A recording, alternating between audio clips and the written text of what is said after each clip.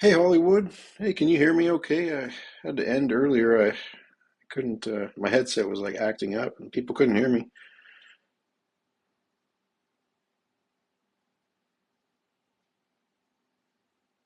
Can you hear me now? Cool, awesome.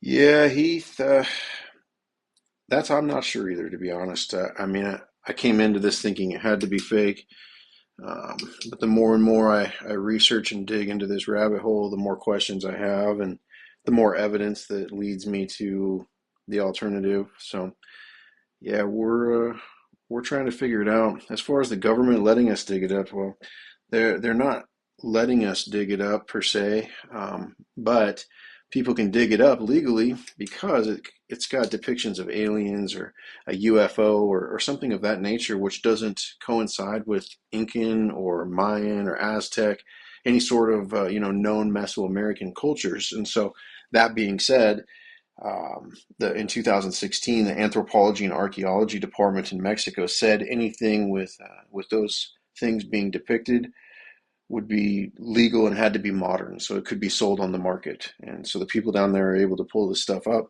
and sell it legally because it depicts aliens or UFOs.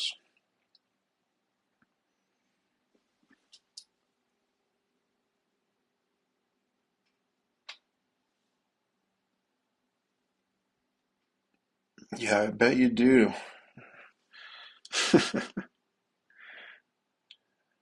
People don't realize like what goes into some of this stuff, and it's like as a lapidary guy, um, I have a lot of questions.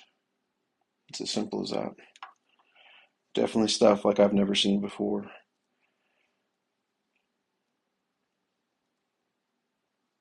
Hollowed out stones to make whistles. I'm using a 385 to 395 UV Beast flashlight.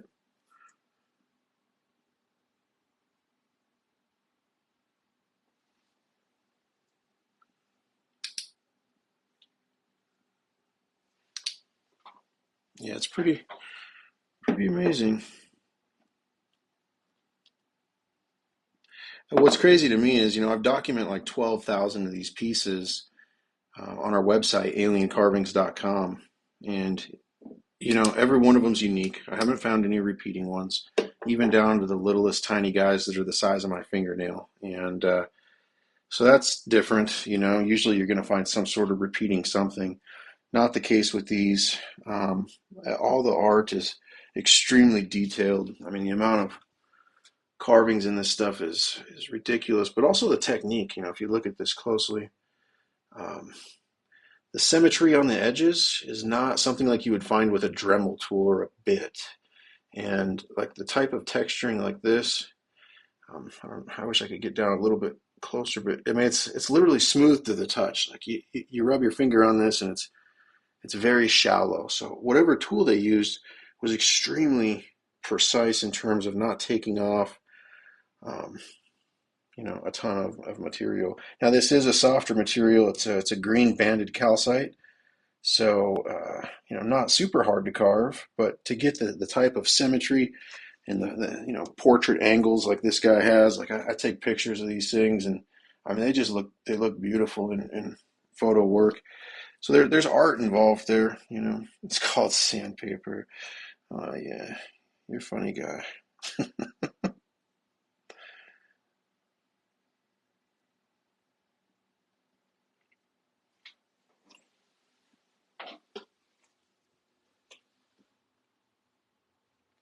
And like getting certain things like vases like this, bowls, with such precision. It almost seems like it's a type of ceramic or something. Not easy to use sandpaper to hollow out a stone bowl. You know, they're all from Tula, Hidalgo, Mexico. That I've been showing so far. I do research pieces from other areas of Mexico, like Ojuelos, Jalisco, and they have a very unique depiction as well. I'll show you some of that. But it's the same story, just different type of expression. You've got the Sumerians and the um, Isis and all the Egyptian things and strange masonry symbols. Yeah, so some of them have been tested, absolutely. The stuff that's getting tested right now are these bone. I thought it was like a hip pelvic area at first, and then we started finding ones with vertebrae coming down. Vertebrae should be up there if it was like a horse or something like that.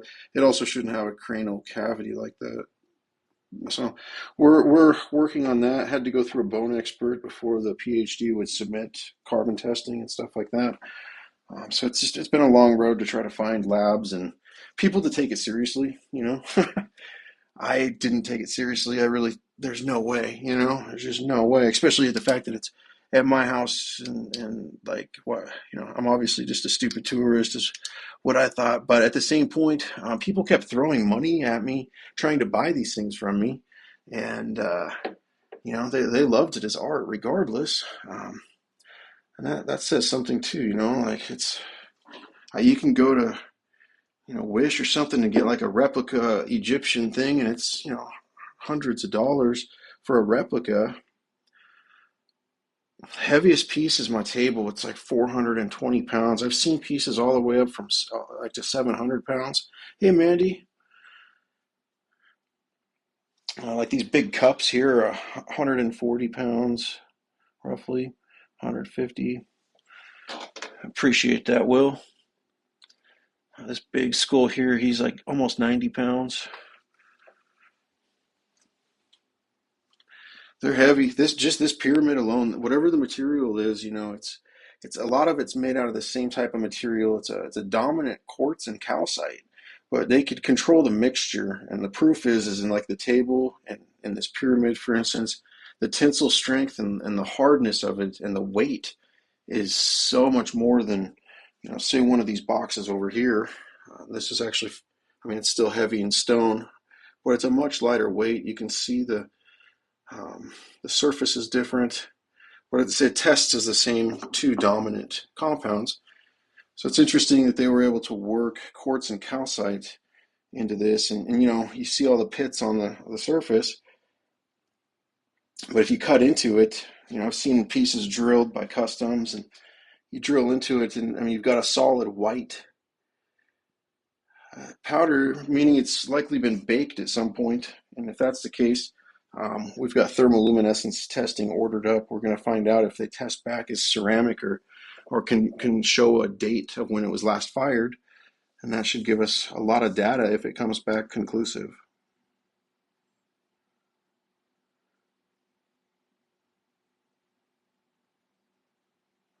Interesting crystals.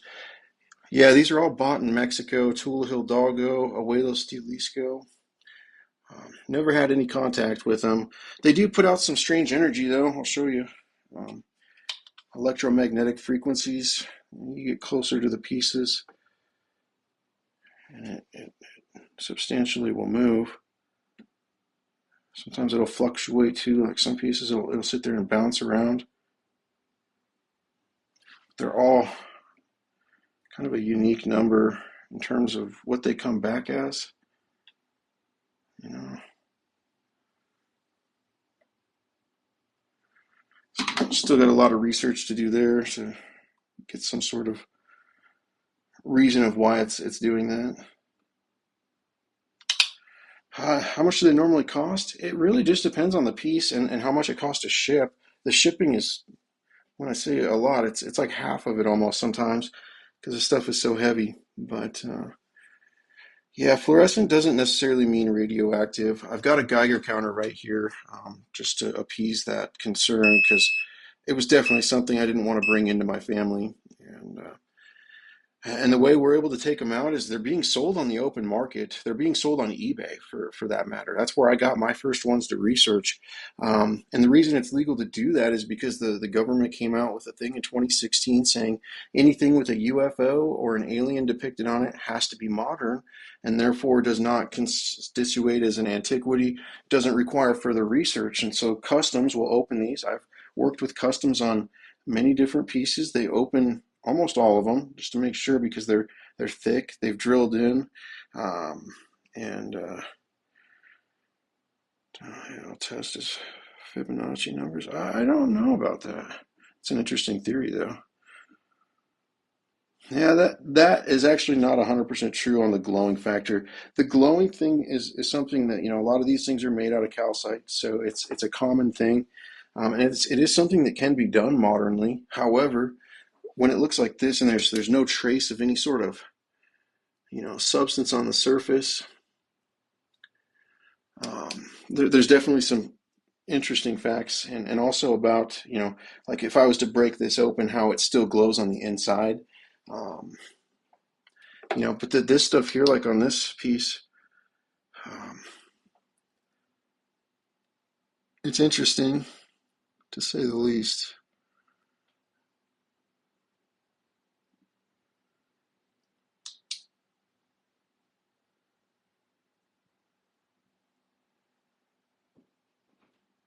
Yeah, I mean, I don't know. They definitely put out light. Like they'll cause a glare in the table, and you'll see the reflection. It's that, but how they didn't obviously have a flashlight like this, so how they got them to glow is really a big question, in my opinion. Um, it is said that angelic beings, as well as the Anunnaki, they had splendors or halos. They're always depicting angels with halos. So it's definitely possible that halo caused them to glow.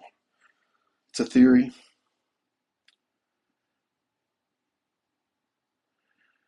Yeah, I definitely know Steve Quayle and Doug Hagman. I don't work with them personally in terms of any contracts or financial anything like that. I respect the work that they do. Their, Gen 6 Productions has gone down there and filmed all this from start to finish, and they have a documentary coming out. It's going to be 2 hours or slightly over, and it's going to detail everything. They've brought drones and like 11 different types of geo radar, and so it's really great. I respect them a ton, but I don't work directly with them. I'm just kind of I mean, I don't really have a company or anything like that. I'm just a guy that I've got questions. I've collected rocks and minerals my whole life, and I've never seen anything like this in terms of this type of carving or this much detail or love invested into these pieces. The fit and finish. I mean, you look how this stuff fits into these holes and how it all fits together. Every piece of it, even the bottoms, and it's just everything's detailed and adorned. Um, there is gold on the leafing, like for the eyes and this pine cone. And I've tested this. None of it's 24 karat. It's all random carats. Some's 12, some's 14. So it varies heavily, which is off in terms of, it wasn't just leaf bought off of Rio Grande and slapped on there real quick. However, there have been fake pieces found that were just that. There's fake pieces that have, glass and certain pieces that we've identified. But the work and I've never seen anything detailed and put to such fit and finish in terms of the fake ones we have found. It's obvious when you look at them, there's just no comparison. I've actually tried to find, like if I could get custom pieces, a custom box, or pictures of it being made halfway through, whatever. I've offered big bucks to these guys, thinking that they might grab onto it. Um, 20 grand on the table, still nothing. Maybe I'm just not wealthy enough, but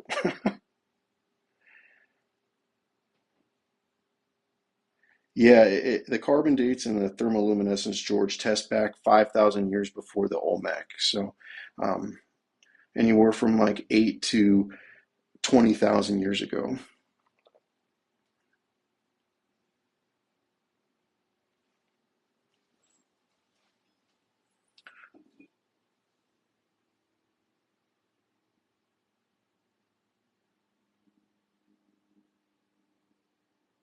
I really like this guy. He's just got a lot of detail.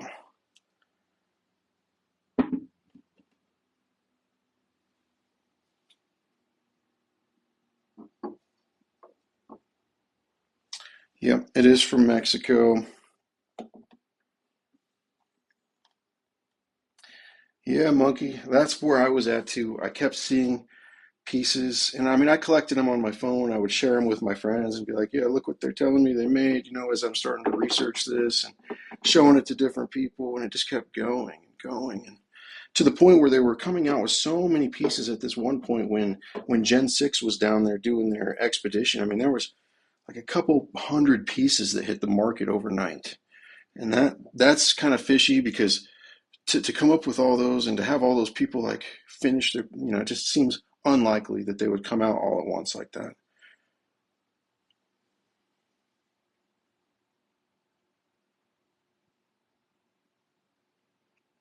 And I would say they probably spend more time trying to age it than they do to make it based off of what I've seen. Because the amount of effort made to look old, if that's the case, is ridiculous. The law of one, yeah, I have the whole thing. I agree. The keys of Enoch and the law of one are home hitters for me.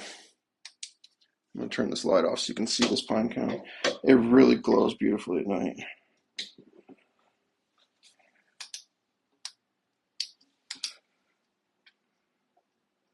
One of my favorite pieces.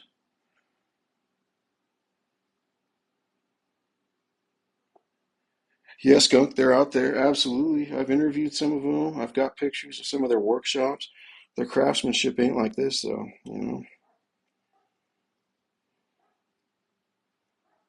Yeah, serious luminescence, especially when you see it with the light back on. It's like there's no visible anything. I mean, to paint that on there like that would I mean, come on. I don't even know how you would go about it, to be honest.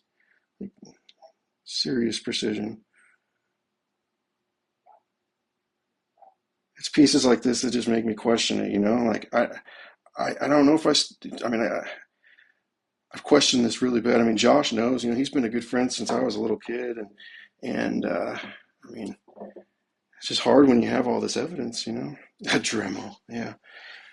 Definitely seen a lot of Dremel carvings, and there's one thing that's really consistent about it, and that's the symmetry of the edges. It's often noticeable. Also, the depth in which the carvings are, as well, as something that these things are, I mean, nanometers deep.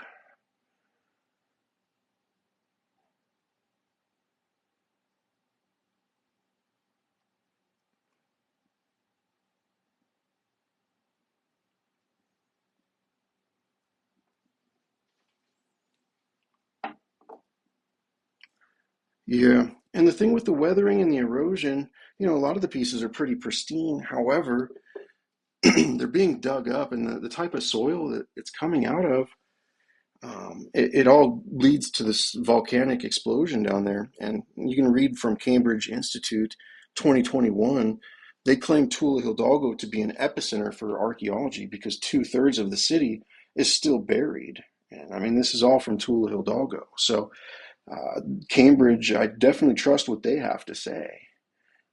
No question. They're pretty, I mean, I guess maybe some question, just like the Smithsonian and all these other institutions. I mean, they could be corrupt, but I don't think they would come out with this. And I trust what they said based off the report and all the analysis that they presented, I guess, is what I'm trying to say.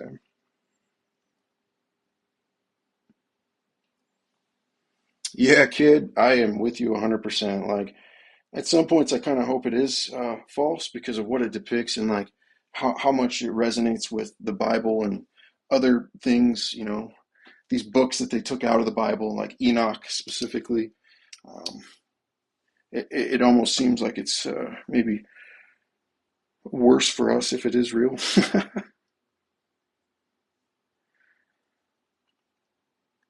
The analysis, absolutely, Monkey. Feel free to message me anytime. I mean, I can fill you with drop boxes full of stuff. I've been collecting as much data as I can, trying to document it. Our website has quite a bit on it, but it's going to get a good refresh here soon. The story keeps evolving, so it's a lot to update.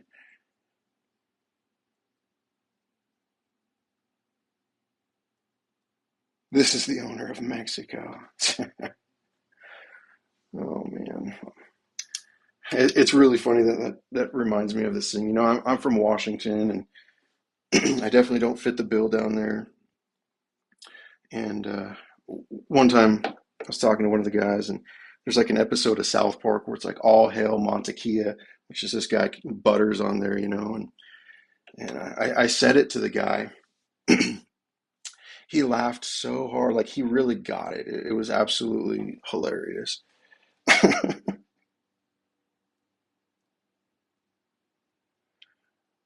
I met some really nice people down there.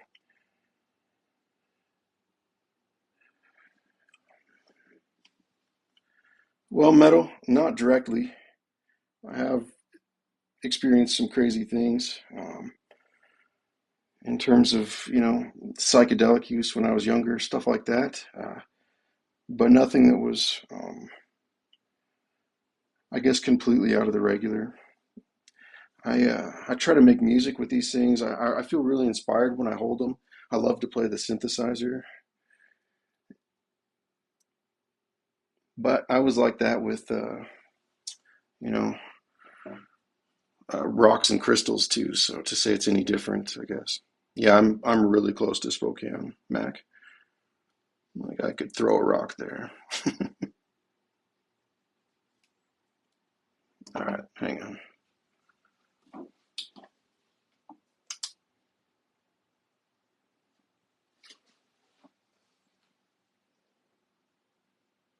And if you notice too, like when you hit it with the black light, it starts out green and actually turns into a blue.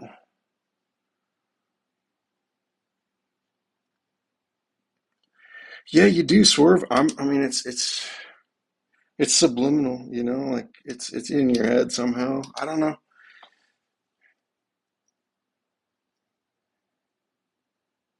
No, I wish, Susie. I mean, if I could make art like this, I would be pretty excited to take credit for it. When I first started collecting the pieces and whatnot, like people wouldn't take it serious and so on. And so I claimed to an auction house that I did make it and that I wanted to sell it in an art auction and if they could do an appraisal. And the appraisal was way more than what I paid for it.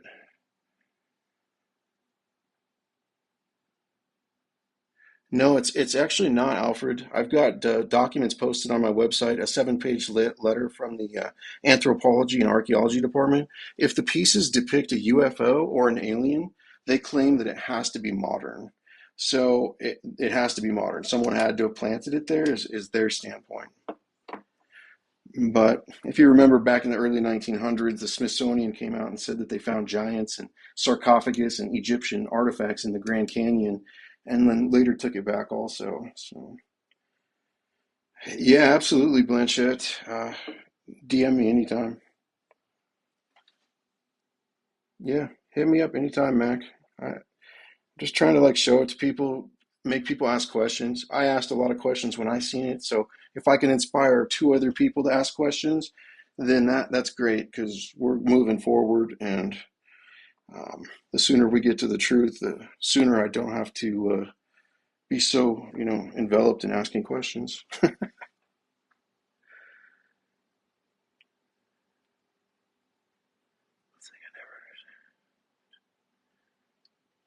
Yeah, it's a good question. The Stone Age is pretty mysterious, I must say. There's a lot of crazy Stone Age monuments in this world that seem impossible at times to even fathom, especially the walls and the large stones cut to fit so precisely together down in South America. Gobekli Tepe. Yeah, do it up, man. I'll be around.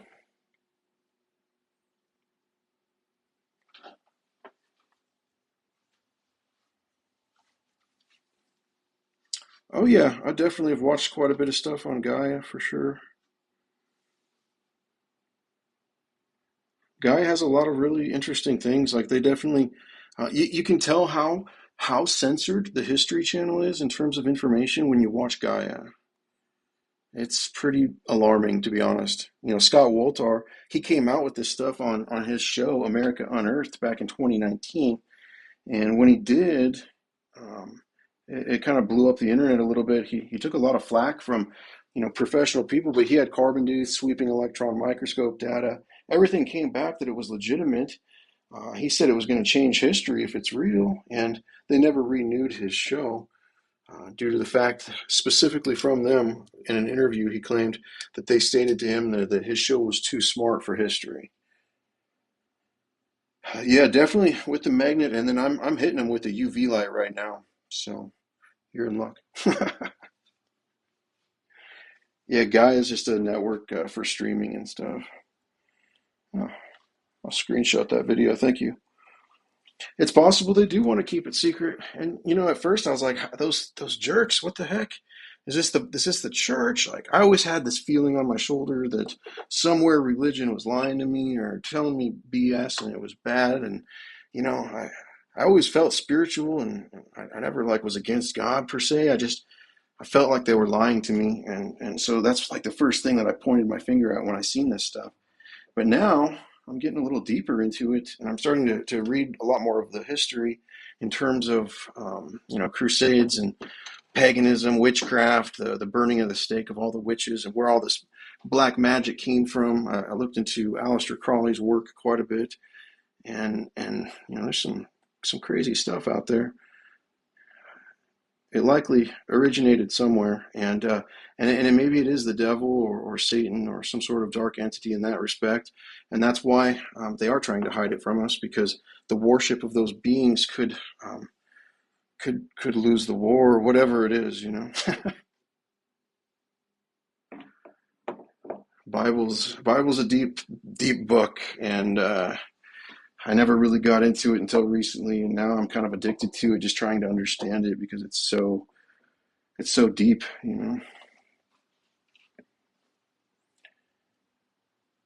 It's all from Tula, Hidalgo, Mexico.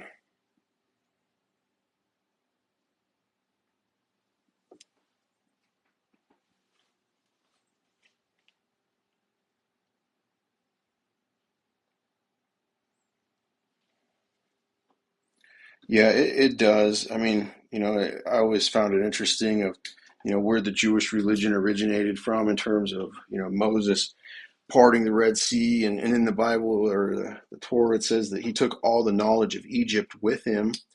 He was an Egyptian before, so it's like I never really put that together that maybe like the monotheistic religion that Akhenaten brought into play was actually modern day Judaism to some degree. I've heard rumors that Akhenaten could be Moses. It's an interesting theory. There's a show I saw on the History Channel, I think it was, or Guy, one of the two that went into the theory. It was definitely interesting.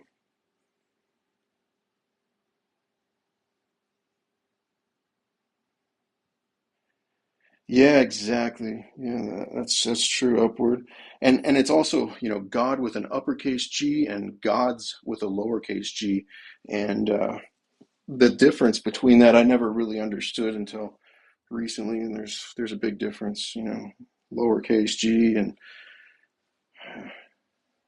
uh, we don't, I guess, can't fathom what the uppercase G looks like.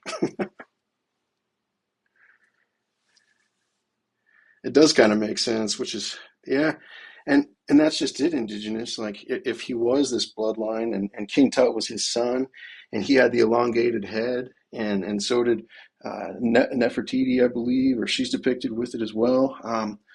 It's interesting to think that they may have been, the descendants of maybe this culture, and that's where that all these rituals. I mean, they had so much ritual, the sarcophagus, the way of embalming, certain things that just seemed insane. Let alone to map out the Giza plateau and put those pyramids in position like they are, and to engineer that would take many many Einsteins worth of knowledge, let alone with the tools they had then. It's all from Tula, Hidalgo, Mexico, Brandon. The ages that we've been seeing on certain things like these pieces from Ojuelos, Jalisco, they're all mosaic together, and this red glue that's holding all these stones is carbon datable with organic material. You know, yeah, they do caught both and research both, and I definitely, you can tell the fake ones for sure. They just lack the love. Someone spent a lot of time to do, like these mosaics. I've never seen a fake mosaic at this point. I've never seen it matched like this kind of quality.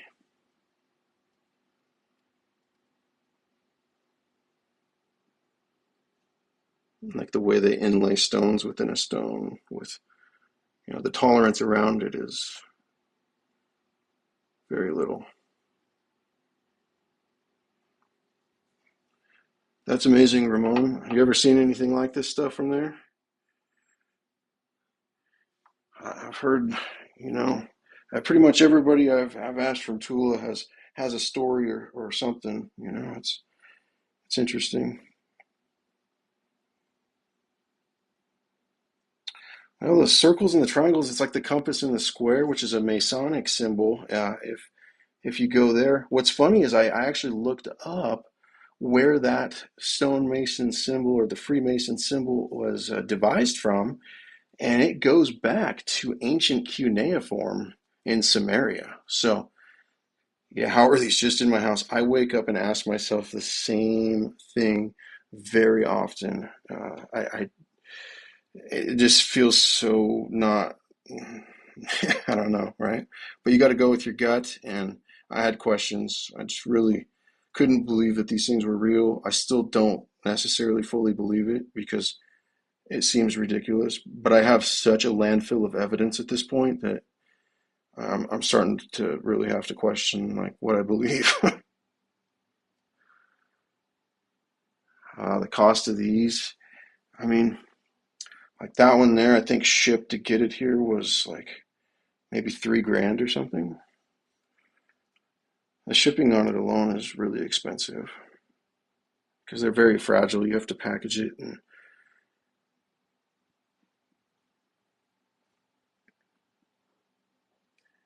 yeah, and that's what Genesis says. And if you look at metal, if you look at Genesis and the Epic of Gilgamesh, I mean, yeah, it is worth it. That's where I was at. I mean, hard to argue that. But the Epic of Gilgamesh and Genesis is really really strikingly similar, and I don't think that's an accident.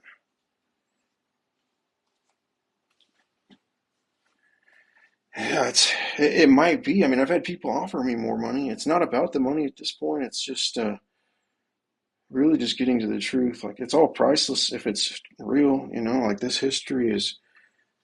I mean, they said the King Tut's tomb was the most significant discovery of our generation, and this could very well trump that, in my opinion, once authenticated.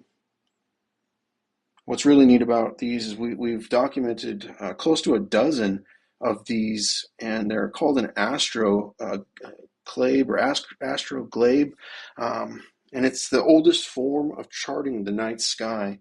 The Sumerians used it, and the center point is Polaris, and then it's got constellations around, and you can actually um, position it and find out when the night sky was last like this. They've done this with the Sumerian ones, and so once we get to that level where they take it a little bit more serious, we'll be able to have supercomputers verify that type of stuff too. There's all kinds of things that, if they were making fake ones, why they would try to leave any mistakes to be open. Like, why create one of these when you could create this instead and not have any supercomputer possible, retaliation in terms of proving your story is false? That just doesn't make sense. And there's so many of those in there in terms of even just utilizing the multiple cultures that they do. Um, it seems like it just kind of out of the way if you're trying to pull a fast one on people. It makes it so much more unbelievable, in my opinion. But then again, these ancient histories and cultures, especially Egypt, like it seems like it further back. Even the Mayans too, like they had so much astrological knowledge. Like their charting of the skies and the things they were able to do, they had to have help. Gotta put these in there just right, otherwise they don't fit. Interesting metal. Yeah, I wouldn't doubt it. Yeah, a lot of native. I mean, it brings it all together. It's like a melting pot of everything. And if you follow the Tower of Babel story, um, then maybe this makes sense. I don't know.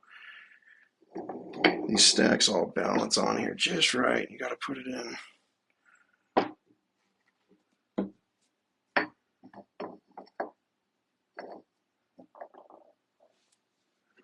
How they got all this to fit so perfect, though. It's really quite impressive.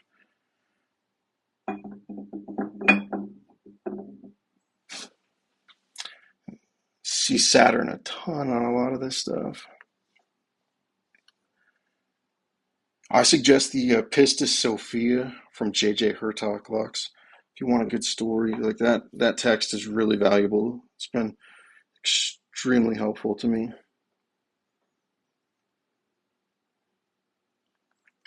I've been collecting this stuff for about 2 years.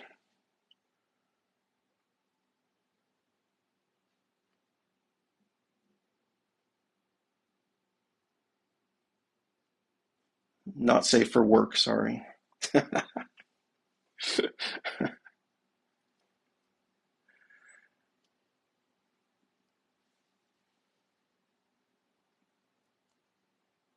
It's all from Tula, Hidalgo, Mexico.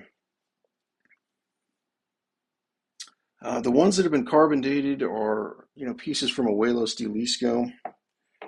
Um, Working on getting some Tula pieces carbon dated next. Thing is the carbon date, you pay $600 for these tests on an adhesive, and it's just not worth it completely unless you have other compelling evidence, because it could be factored with petroleum based, uh, things like they use the petroleum based chemicals or whatever in the glues that are modern, so it can affect the date when you do a carbon test. And so right now we're doing testing on this bone. The bone's going to get carbon dated, sweeping electron microscope first, which will happen like Monday. And as long as that shows that there's not been any, altercations or doctoring done to the skull, then we're going to send it off for carbon date. And as long as it comes back at least 1,000 years old, then we'll move on to, DNA and other type of testing like that.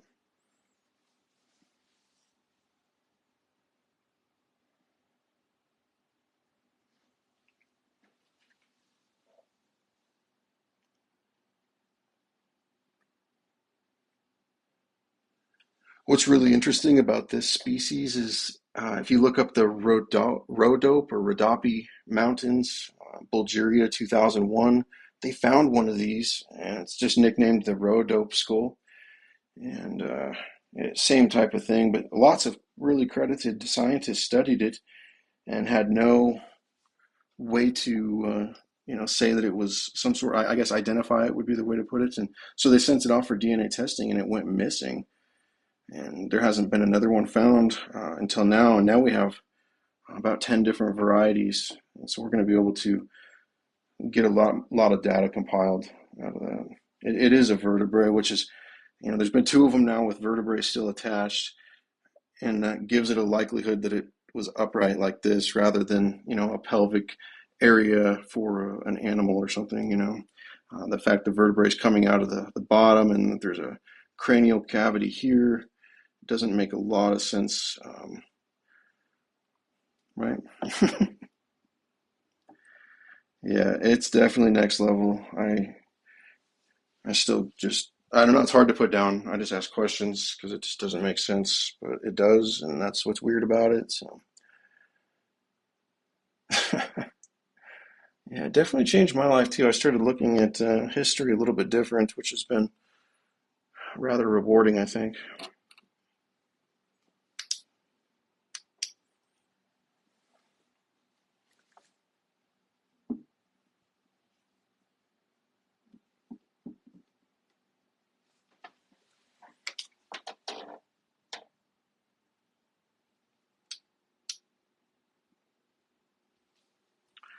I don't have any formal education in any of those fields, Kimberly, just a personal passion. I've been a rock collector and a gem collector for a majority of my life, so I've always been really into that sort of stuff.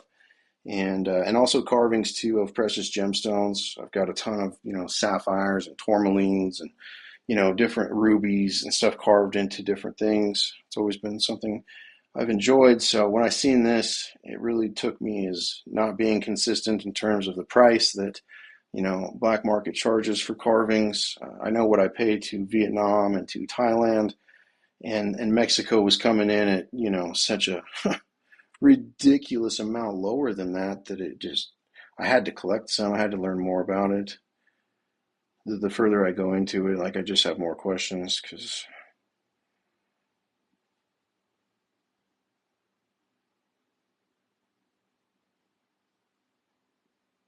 I appreciate that, Kim. Yeah, definitely. As a collector, proud. I hope to be able to understand it in my lifetime. Like, I figured it would be a really quick answer, and it's actually turned into a lot longer one. But hopefully, these skulls will give us some insight. I think because it's organic and a lot harder to fake bone, and also the fact that these bones are not your standard, like they're really strong. I mean, it's really strong and also really lightweight. Like, I bet this thing only weighs like 1.25 kilos. So it's definitely strange. Yeah. Yeah, upward. I've seen almost every culture is reflected in this stuff somewhere or another. It's crazy. And the detail they put into these little boxes is,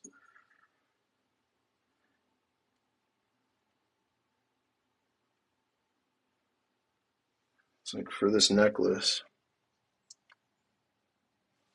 each of the beads has its own hole. Get my camera to switch back here. Yeah, iPhone for you. It wants to do good.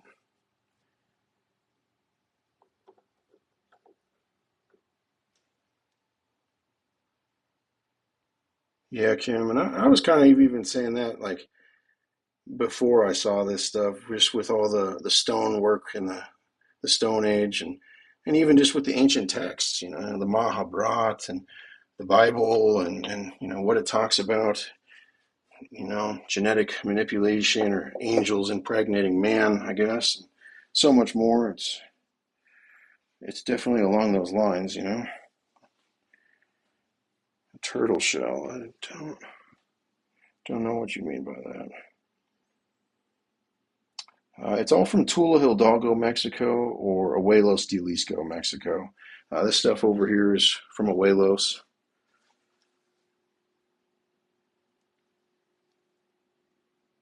And it's got definitely a much different vibe to it. It's a lot of mosaic pieces, a lot of DNA manipulation, sarcophagus, pyramids, crazy masks that are pipes. It's a pipe that you can put on and smoke, I guess.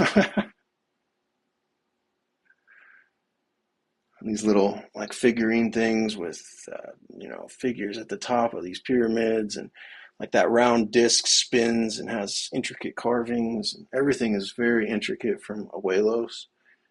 Has a really defined language too. The language is all these symbols, and they don't repeat. Over 10,000 of them have been documented. Hey, Ja, good to see you, buddy.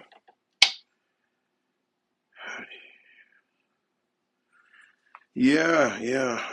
Ayahuasca DMT is really peculiar, and it's funny. I collected artwork from a good buddy of mine, like this piece here, for instance.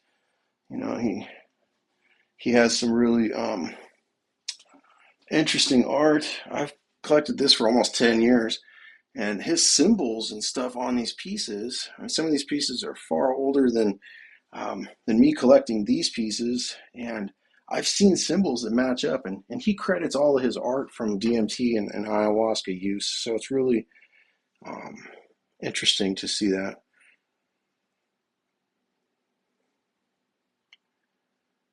Yeah, Ren, we're actually working on a huge content update for the website. If you want all the up-to-date stuff, I post on my TikTok and my Instagram almost daily. So check the stories and the feeds there. Most everything is there in detail. It's really hard to document on the website because there's so many videos and so many pictures. To display it all and to categorize it all is really challenging. So we're trying to get to the best way to show these pieces. And because there's 12,000 of them, the hosting of that is a serious task. We're working on a museum.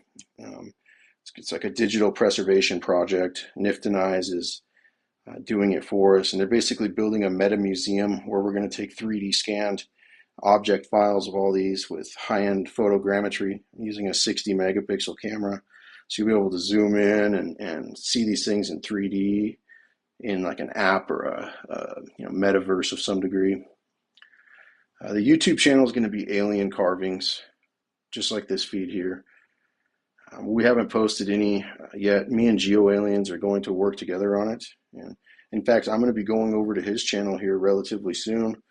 And I'm going to show something really, really special. It's my heaviest and largest and most expensive piece. So make sure to follow Geo Aliens and check that out. It's our table. And probably going to do that around. Let's see, I forgot to ask him if we were talking his time or my time. He's over on the East Coast, but we said around 10, so it's either going to be 7 Pacific or 10 Pacific. What time is it now? Yeah, well, could be soon. Yeah, true that, Nails. I hope we get some answers. That's all I really care about at this point. I've collected enough evidence now to at least try to answer that in the best way I can. So just a matter of time at this point. Things like this was like really what weirded me out. You see these pieces, really incredible, and then you see the freaking alien on there from the movie down there. So let me get a better view of this. I'm just like you're lying to me. Like this has to be fake. There's no way that the xenomorph is real. Come on. How did they know about that 10,000 years ago? Big questions. However, I looked into, where they got the idea for that movie, and, he says he gets a lot of his stuff in his dreams. And when I seen this piece come out, and there's actually another one that's, they weren't even able to ship it. It's a huge xenomorph. It weighs like 600 pounds. And I'm like, there's just no way that they're gonna risk blowing their whole cover on creating something like this ridiculous. Like this piece here weighs close to oh man, it's really heavy. That's at least 60, 80 pounds probably. Yeah, the inspiration. That's kind of the way I feel about it too. You look at like Zachariah Stitchin's work and many of the, high-end directors, Star Wars, George Lucas, Steven Spielberg, Third Encounter, all these things, definitely connected to something probably. The weird thing is where the dreams come from and what these things depict, that's where the dreams come from. And it's like a portal or a doorway, it seems like, in our mind to other dimensions, maybe, or something. After using DMT and ayahuasca, I definitely question what the potential of our, pineal gland is and its potential because it produced things and made me feel ways like I never even imagined were possible.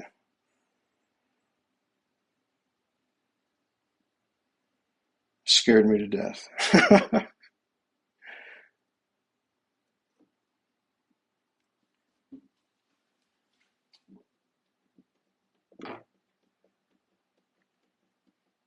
All right, guys, I'm going to get off here and charge up my phone and get ready to go live with Geo Aliens. So follow him, stay tuned there. Have a good rest of your night.